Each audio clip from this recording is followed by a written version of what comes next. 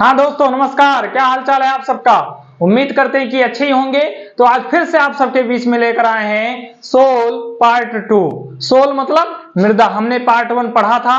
आज पार्ट 2 में आप सबको बहुत ही आनंद आने वाला है। बस वीडियो को लगातार देखते जाइए बिना स्किप किए। तो सबसे पहले हम ये जानेंगे कि आज हम पढ़ने क्या वाले हैं। तो आज हम पढ़ने वाले हैं एनपीके, मतलब मिट्टी में एनपीके का कितना होना चाहिए, वो मिट्टी के लिए क्यों आवश्यक है। उसके बाद हम इसके पीएच मान के बारे में जानकारी करेंगे। उसके बाद में हम मिट्टी के प्रकार, मिट्टी के कौन कौन से प्रकार होते हैं, उन मिट्टी में गुण क्या होते हैं, किस मिट्टी में क्या उगाया जा सकता है, कौन सी मिट्टी कहां पर पाई जाती है, और हर प्रकार की मिट्टी के बारे में हम विस्तृत चर्चा करेंगे। उसके बाद में आप जो है, जैसे यहां पर देखिए कि हमने बताया है कि बृहद समूह और लघु समूह क्या है। उसके बाद हमने बताया है कि जो है भौगोलिक के आधार पर, और दूसरा क्या बताया, उत्पत्ति के आधार पर। मतलब मिट्टी के दो प्रकार, एक भौगोलिक के आधार पर और एक उत्पत्ति के आधार पर। तो इन सारी चीजों पर हम चर्चा करने वाले हैं। तो चलिए सबसे पहले हम बात करते हैं एनपीके के बारे में। एनपीके क्या है। तो एन मतलब होता है नाइट्रोजन, नाइट्रोजन। पी मतलब होता है फास्फोरस,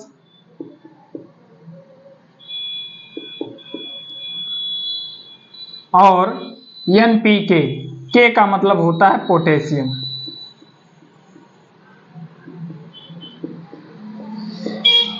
नाइट्रोजन, फास्फोरस, पोटेशियम, ये हमारे लिए हमारी मिट्टी में कितना होना चाहिए। नाइट्रोजन होना चाहिए 4 अनुपात, फास्फोरस होना चाहिए 2 अनुपात, और पोटेशियम का 1 अनुपात। मतलब कि अगर पोटेशियम 1 है तो उसका 2 गुना होना चाहिए फास्फोरस, और उसका 4 गुना होना चाहिए नाइट्रोजन। तब आपकी मिट्टी अच्छी है। अगर इनमें से किसी में भी कम या ज्यादा हो जाता है, मतलब अगर कम हो गया तो भी नुकसान है मिट्टी के लिए, और ज्यादा है तब भी नुकसान है। तो हमें क्या करना होता है कि मिट्टी का पीएच मान पता करना होता है, जिससे ये पता चल जाता है कि हमारी मिट्टी कैसी है, अम्लीय हो गई है या फिर क्षारीय हो गई है। तो अम्लीय और क्षारीय पता करने के लिए हम क्या निकालेंगे, पीएच मान निकालेंगे। तो चलिए अब पीएच मान के बारे में हम क्या करते हैं, पता कर लेते हैं। तो पीएच मान यहीं पर पता कर लेते हैं कि मिट्टी का पीएच मान कितना होना चाहिए। तो जैसे पीएच मान 7 एकदम, मतलब अच्छी मिट्टी कौन सी कहलाती है, जिसका पीएच मान कितना होता है, 7 होता है। अगर आप 7 से बढ़ोगे, मतलब अगर मिट्टी का पीएच मान अगर बढ़ेगा, मतलब 8 हो गया, 9 हो गया या और बढ़ गया, तो 7 से लेकर या 6.5 से लेकर और 9 तक अगर हो गया मिट्टी का पीएच मान, तो वो मिट्टी हो जाएगी क्षारीय। क्या हो जाएगी, क्षारीय हो जाएगी। और अगर मिट्टी का पीएच मान अगर घट गया, मतलब कि 5 से लेकर अगर 7 तक मिट्टी का पीएच मान रहता है, तो मिट्टी हो जाएगी अम्लीय। अगर मिट्टी ज्यादा अम्लीय हो गई तो भी नुकसान है, और अगर अधिक क्षारीय हो गई तो भी नुकसान है। ये आपको डाटा याद होना चाहिए कि क्षारीय कब होती है, 6.5 से 9 के बीच, और 5 से 7 के बीच अगर है तो वो मिट्टी क्या हो जाएगी, अम्लीय हो जाएगी। अब किसी मिट्टी का क्षारीयता कम करने के लिए हम उस मिट्टी में क्या प्रयोग करेंगे, तो उस मिट्टी में हम प्रयोग करेंगे जिप्सम का प्रयोग करते हैं। ये सारे क्वेश्चन आपके एग्जाम में फंसने वाले क्वेश्चन हैं 100%। अगर इसको आप इस मिट्टी वाले चैप्टर आप पढ़ लेते हो तो एग्जाम में इससे जरूर से जरूर 1-2 क्वेश्चन आपको देखने को मिलेंगे। इसलिए बिल्कुल ध्यान से इस वीडियो को देखते रहिए। और अम्लीय, कोई मिट्टी अम्लीय है, ठीक, और उसकी अम्लीयता को अगर कम करना है तो हमें उसमें क्या मिलाना होगा, चूना मिलाना होगा। अब बात दोनों समझ में आ गई कि क्षारीय मिट्टी कब होती है, जब उसका पीएच मान 6.5 से 9 तक हो जाता है, और अम्लीय कब होती है, जब 5 से 7 अगर पीएच मान हो जाता है तो वो मिट्टी अम्लीय हो जाती है। अगर चूना उसमें मिला दे तो अम्लीयता खत्म हो जाती है। क्षारीयता खत्म करने के लिए या कम करने के लिए हम जिप्सम का प्रयोग करते हैं। तो यहां तक बात आपको समझ में आ गई होगी। अब हम बात करते हैं मिट्टी के प्रकार पर। तो मिट्टी के प्रकार, इस पर चर्चा करते हैं, क्योंकि आपको यह भी पता होगा कि एनपीके कब बिगड़ जाता है। जैसे एनपीके पर थोड़ा और हम बात कर लेते हैं कि एनपीके कब बिगड़ जाता है। जब अंधाधुंध हम रासायनिक चीजों का प्रयोग करते हैं या उल्टे सीधे खादों का प्रयोग करते हैं, जैसे रासायनिक दवाओं का छिड़काव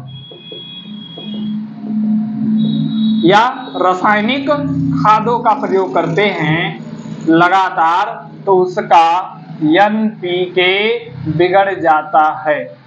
और जब एनपीके बिगड़ जाता है तो फिर फसल अच्छी नहीं होती। तो फिर हमें क्या करना होता है, मिट्टी की जांच करवानी होती है। तो मिट्टी को अगर शुद्ध रखना है तो एनपीके का अनुपात हमारा 4:2:1, ये हमारा अनुपात होना चाहिए मिट्टी के एनपीके का। बात समझ में आ गई। अब चलिए अब बात करते हैं मिट्टी के प्रकार की।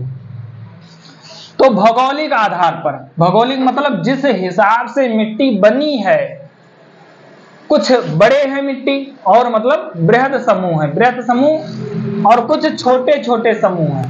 मतलब जैसे पर्वत हर जगह तो है नहीं, अब भारत में हर जगह तो पर्वत है नहीं, कुछ ही एरिया है कि जहां पर क्या है, पर्वत है। जैसे देख लेते हैं,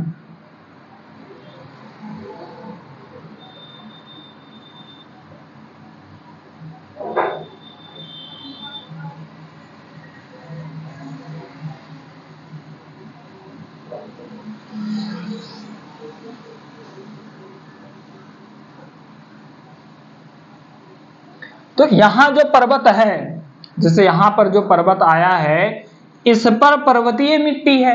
ये लघु समूह है, मतलब मिट्टी बहुत कम है इन क्षेत्रों में, क्योंकि अधिक से अधिक क्या है, चट्टान है, सैले हैं, मिट्टी की मात्रा बहुत कम है।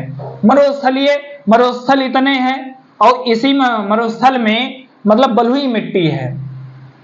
तो ये भी इसकी भी क्या संख्या, मतलब क्षेत्रफल इसका भी क्या है, कम है भारत में। तो कहीं ना कहीं आप देख रहे हैं कि ये लघु मात्रा में है।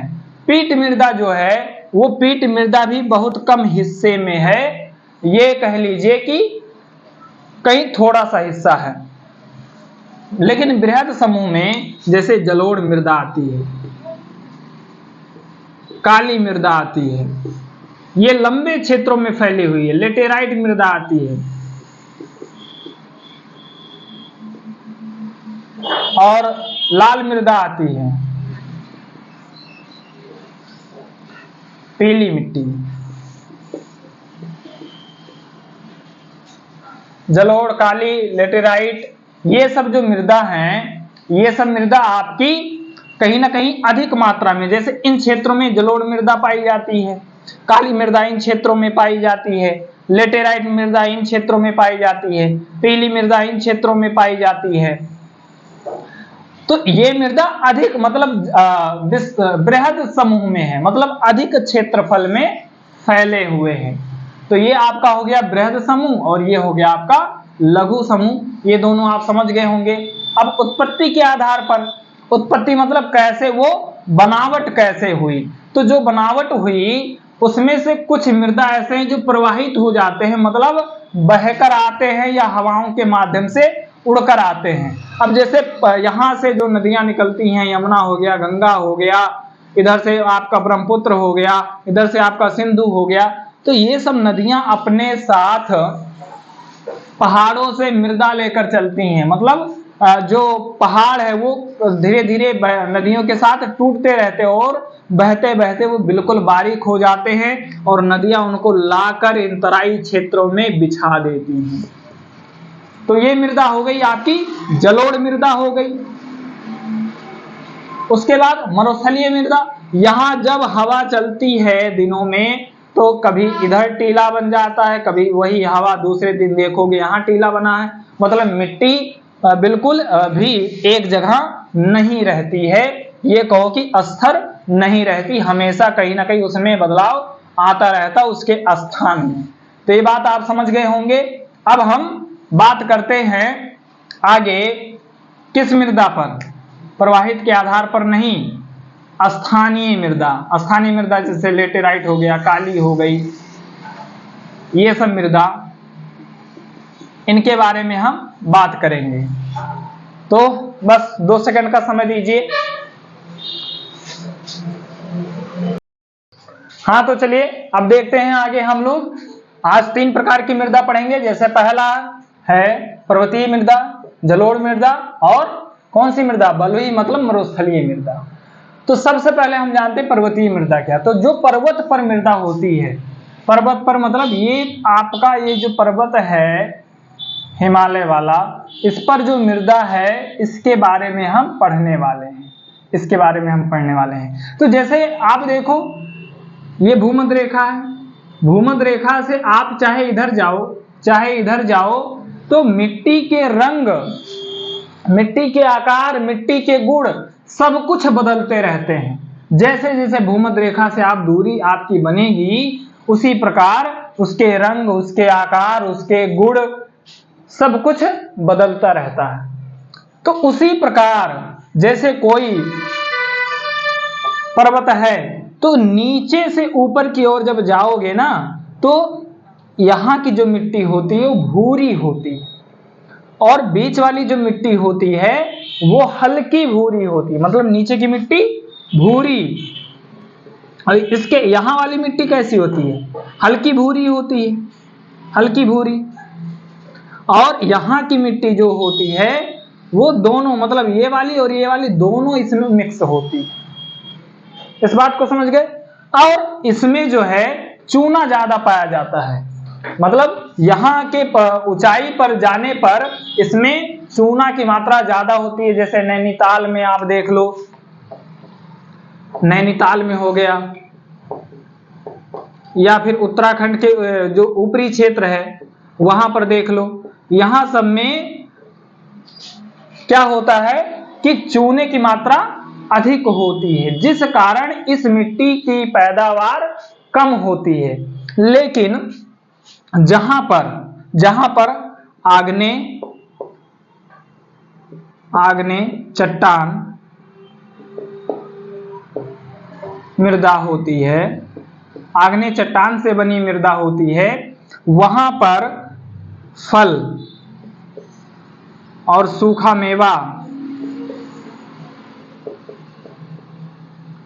और चाय ये सब अधिक मात्रा में पैदा होता है।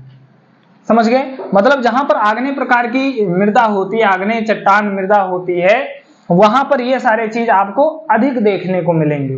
बाकी जगहों पर जहां पर ये मिट्टी ये नहीं होता आग्नेय चट्टान मृदा, वहां पर ये जो फल है या फसल है वो अधिक उपजाऊ नहीं हो पाता। लेकिन अगर सिंचाई अच्छे से करते हैं तो आप वहां धान, गेहूं ये सब भी आप पैदा कर सकते हैं। और जो ये आपकी मृदा है, ये मृदा 2 लाख करोड़ हेक्टेयर पर यह मृदा फैली हुई है। कितना? 2 लाख हेक्टेयर पर, 2 लाख हेक्टेयर पर यह मृदा फैली हुई है। इन क्षेत्रों में ये मृदा क्या है, ये पूरा फैला हुआ है, यहां से यहां तक 2 लाख नहीं, सॉरी 2 करोड़, मतलब 2 करोड़ हेक्टेयर। सोचो कि इतनी जमीनों पर भारत के ये मृदा फैली हुई है। और इनके मतलब जो कण होते हैं वो यहाँ पर हमेशा टूटते रहते हैं, और टूटने के कारण यहाँ पर लोग मतलब मिट्टी बहुत कम संख्या में होती है, लेकिन जहां होती है ढाल के अनुरूप होती है तो यहाँ लोग सीढ़ी नुमा खेती करते हैं। कैसी खेती करते हैं? सीढ़ी नुमा खेती करते हैं। तो इस बात को आप समझ गए होंगे। अब हम चलते हैं जलोढ़ मृदा की तरफ। तो जो जलोढ़ मृदा है उसके बारे में समझते हैं। जलोढ़ मृदा जो बनती है, इस मृदा को हम काप या कछारी मिट्टी भी कहते हैं, काप या कछारी मिट्टी भी कहते हैं। और ये जो मिट्टी है ये सबसे ज्यादा उपजाऊ मिट्टी होती है, मतलब सबसे अधिक उपजाऊ मिट्टी यही होती है। और पूरे भारत में सबसे अधिक उपजाऊ मिट्टी चंबल की घाटी, जो यहाँ पर जलोढ़ मृदा है वो सबसे अधिक उपजाऊ मृदा होती है। कहाँ की? चंबल की घाटी, जो मतलब मध्य प्रदेश और उत्तर प्रदेश के बॉर्डर पर है। तो अब इसके बारे में समझते हैं कि ये मिट्टी आखिर पाई कहाँ जाती है। तो ग्लेशियर से जो जैसे यमुना हो गया, फिर आपका गंगा हो गया, ये सब जो नदियां निकलती हैं ये अपने साथ, इधर से ब्रह्मपुत्र आपका, ये अपने साथ क्या करती हैं, जब ये नदियां वहां से बहती हैं, शुरू होती हैं, तो बहुत तेज स्पीड में बहती हैं। मतलब उनकी आवाज बहुत तेज होती है, सड़ सड़ धड़ धड़, सड़ सड़ धड़ धड़, इसकी इतना तेज आवाज होता है कि आप डर जाएंगे, आपको ये महसूस नहीं होगा कि ये पानी की आवाज है। और अपने साथ मतलब ये कंकड़ पत्थर को तोड़ते हुए, उसको पीसते हुए उसको चली आती हैं, और आते आते वो पूरा बालू बन जाता है, और उसको लाकर वो भाभर, जैसे ये नदी बह रही है तो यहाँ कुछ दूर आने के बाद ये नदियां गायब हो जाती हैं। इसको कहते हैं भाभर प्रदेश। क्या कहते हैं? भाभर प्रदेश, जहाँ नदियां गायब हो जाती हैं। फिर आगे आके नदियां जहाँ निकलती हैं ये है तराई प्रदेश। तो इस तराई प्रदेश में लाके इसको क्या करती हैं? बिछा देती हैं। इस मिट्टी को क्या करती हैं? लाकर बिछा देती हैं। और उसके बाद में ये जो मिट्टी है, ये मिट्टी जब ये लाकर बिछाती हैं जिस जगह पर, इसको नवीन मृदा भी कहा जाता है। तो मान लो ये नदी है, ये नदी बह रही है ऐसे ऐसे ऐसे, तो इस इतने जगह पर इधर मिट्टी बाढ़ के कारण आके, बाढ़ आया यहाँ तक पानी आ गया, इधर बाढ़ आया यहाँ तक पानी आ गया, तो यहाँ सब ये मृदा लाकर क्या करती हैं? बिछा देती हैं। और बिछाने के कारण यहाँ पर नई मृदा हो जाती है, उपजाऊ मृदा हो जाती है। तो इस मृदा को कहते हैं, क्या कहते हैं? नवीन जलोढ़ मृदा। क्या कहते हैं? नवीन जलोढ़ मृदा। और जहां पर नहीं पहुंचा ये बाढ़ का पानी, जहां नहीं पहुंचा वहां तो पुरानी ही मृदा है, तो वहां क्या कहते हैं? पुरानी जलोढ़ मृदा।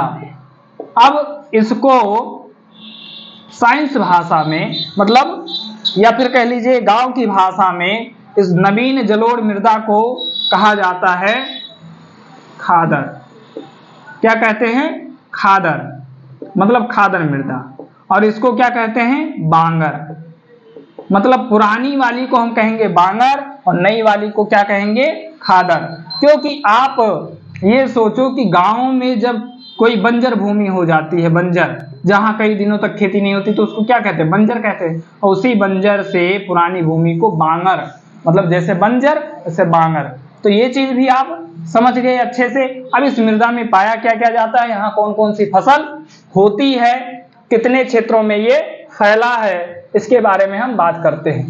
तो इसका फैलाव भारत के उत्तरी मैदान में 7.7 लाख वर्ग किलोमीटर में ये फैला हुआ है। कितना? उत्तर भारत के मैदान में 7.7 लाख वर्ग किलोमीटर। और इस मृदा में क्या क्या होता है? चूना होता है, फास्फोरिक अम्ल होता है, फास्फोरिक अम्ल होता है, और पोटास होता है। तो ये सारी चीज इसमें अधिक मात्रा में पाई जाती है।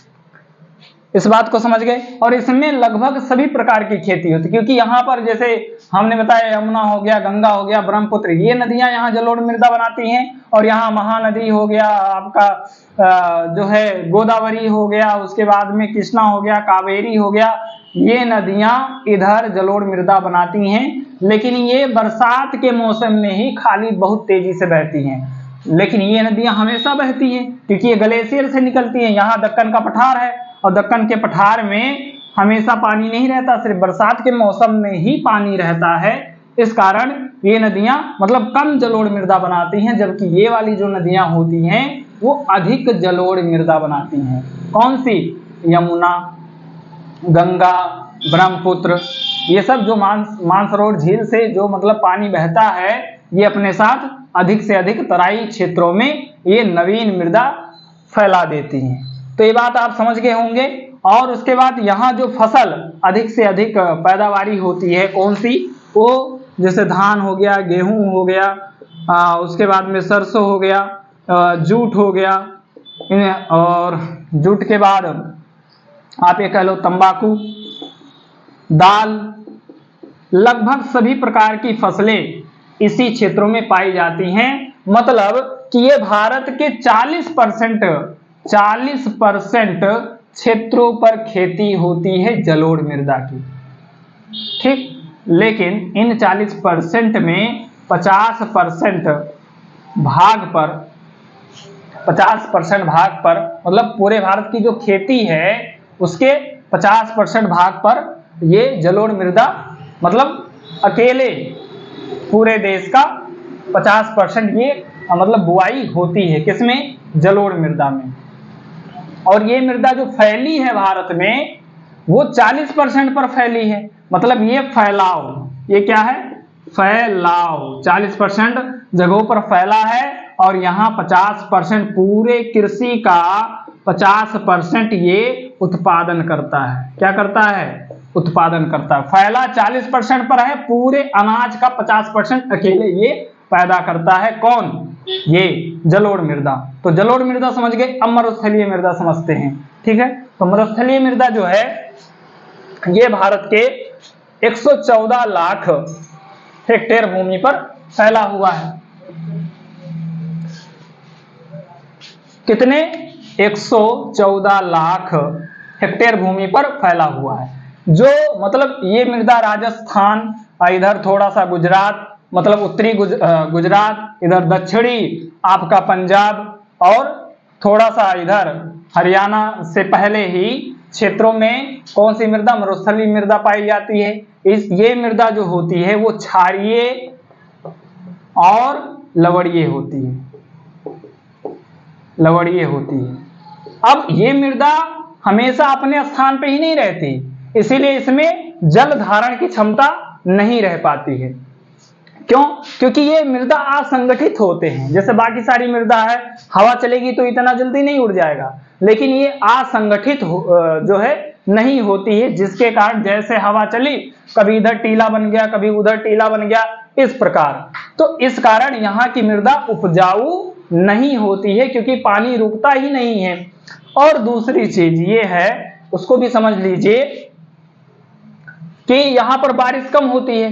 अब बारिश देखो, जैसे मानसून यहाँ से गया, मानसून इधर से ही उठता है, मानसून उठने के बाद में केरल में अधिक वर्षा हो गई, और फिर जब पठार को पार किया तो यहाँ आया, पहाड़ों से टकराकर मेघालय में अधिक वर्षा हो गई। और जब इस हिमालय में मानसून टकराता है तो फिर इधर को मुड़ जाता है, टकराने के बाद अब पहुंचते पहुंचते ये खत्म हो जाता है, लगभग खत्म होने की स्थिति में हो जाता है, क्योंकि फिर पश्चिम बंगाल में बारिश होती है खूब, बिहार में होता है, छोटा जो थोड़ा बहुत छूटता है उत्तर प्रदेश में होता है, फिर इधर दिल्ली में होता है।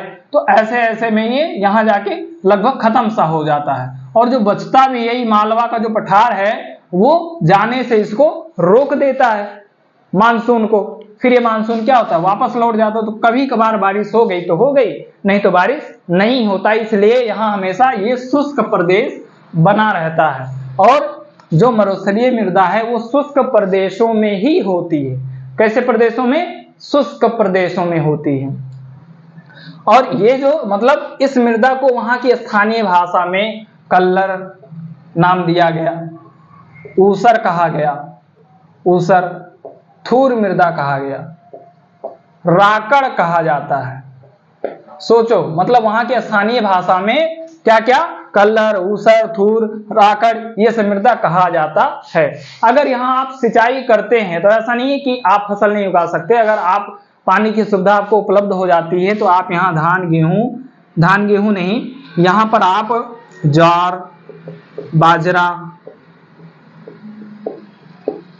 उड़द, मूंगफली, ये सब फसल आप यहाँ उगा सकते हैं। तो उम्मीद करते हैं कि ये सेशन आपको समझ में आ गया होगा, बहुत ही अच्छा लगा होगा। और अच्छा लगा हो तो लाइक, शेयर, कमेंट करना ना भूलें, और अधिक से अधिक लोगों को शेयर करें। आपने इतना समय दिया इसके लिए बहुत बहुत धन्यवाद। So thank you, all the best, आपका दिन शुभ हो।